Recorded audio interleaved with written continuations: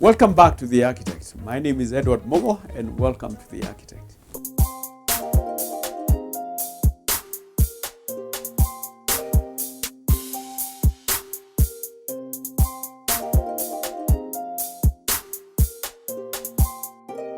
We've been talking about the corporate space, the office space. Last show we talked about you are locating an office venue. You've located an office block which you want to move your offices to. What are the next steps? One of the ones that probably the key thing that I would encourage you to do is to have an organogram for your organization. Have an organogram showing exactly what personnel you have, what your growth prospects are, say, for the next 5 years. If you have 20 employees, you are intending to have 40 in the next 5 years, plan for them so that the space is expandable. You don't want to move into a space that is just created for 20 or 22, and you find your business picks up and you don't have growth space for your new employees. So it's important to have an organogram and factor into it a growth factor, so that for at least 5-6 years, you are sure that the space you are moving into will cater for that. What now your architect will do is create for you an area schedule. Once you give him your organogram, he'll create for you an area schedule. This schedule now converts your brief in terms of the spaces you want for your staff to an area schedule, showing that the open plan area is so many square meters, the corridors are so many small, the reception is so many square meters, so that at the end of the day, he'll come and tell you, for this brief of years with your organogram and your growth thrown in, you require probably 500 square meters of space. Now, for that 500 meters of space, you need now to work with your architectural team to confirm what goes into it, the kind of fit out that goes into it, because interior spaces are generally driven in terms of cost by the owner.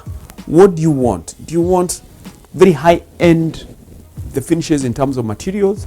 Do you want medium end, or do you want just standard? Now, a space of about 10 meters by 10 meters can probably cost, if you're doing standard finishes, in the region of about 15,000 shillings per square meter, which is probably an average to good quality interior space. That same space can cost even 50,000 shillings or 60,000 shillings per square meter if you go for very high end, the finishings and fit outs. So it's important that you agree with the architectural team the kind of budget you have and the kind of finishing you want, in terms of even the systems you require, in terms of CCTV, in terms of data, in terms of security, in terms of the doors and access, in terms of automation of office systems. You need to agree what kind of systems you require, because they also cost money. Once you've agreed on the kind of spend you want to have, the kind of space you want to have, and you're happy with the budgets, then your architect would probably, even by this time, he would probably have come up with some concepts. It doesn't mean that it's finite, but he would have come up with concepts. After you agree on the budget and you agree that the systems and the materials that he's suggesting are in keeping with what you're thinking, then he would go out and do what we call detailed drawings. He would generate perspectives, generate working drawings in regard to the space that you want. It is sometimes important to partner with an interior designer, a specialist interior designer, if your architect does not have an interior design department in his company. If specifically you require some interior decorative, some interior design which is specifically given by a certain company or firm, then you would incorporate them at this point before you go out to tender. When this is done and the BQs are done, the bills of quantities are done, and the tender figures are achieved, then you go out to tender. Give it out to 1 or 2 people who would quote for you. Agree on a number with one of them after going through a tender process and analysis process.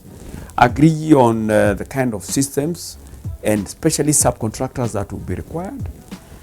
After all this is said and done, this would now take you to the construction phase, which would now, on interior the projects, normally this phase takes between 2 weeks to probably 12 weeks for bigger spaces.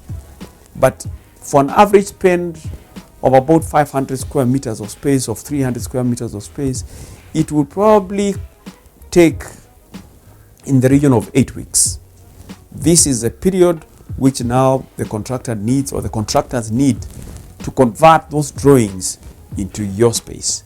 Typically, like I said in the earlier show, an office space in Kenya is given out without floor finishes and ceiling finishes. You need to come up, it's given just as a shell. You need to come up and do everything yourself. This is why it's important to really look at your costs, because oftentimes you find that there is an overspend in terms of the design. The design and the client budget are not in tandem. So you find what the client was thinking about in terms of spending, the architect and the construction team have gone overboard, and it creates issues in terms of timing. Your project is not finished in time, or in terms of quality of materials which are eventually used. My role here is to educate you, and I hope you've learned 1 or 2 things about what you need to do. But it's important that every stage you are comfortable with the design, you are comfortable with the budgets that you're given. Thank you for watching The Architect. My name is Edward Mugo. Keep in touch with us. Please subscribe to this show. We'll be talking about very topical issues that will benefit you and your company, and or if you're an individual, yourself. And we hope to see you next time on this show. Keep watching The Architect. Thank you and God bless.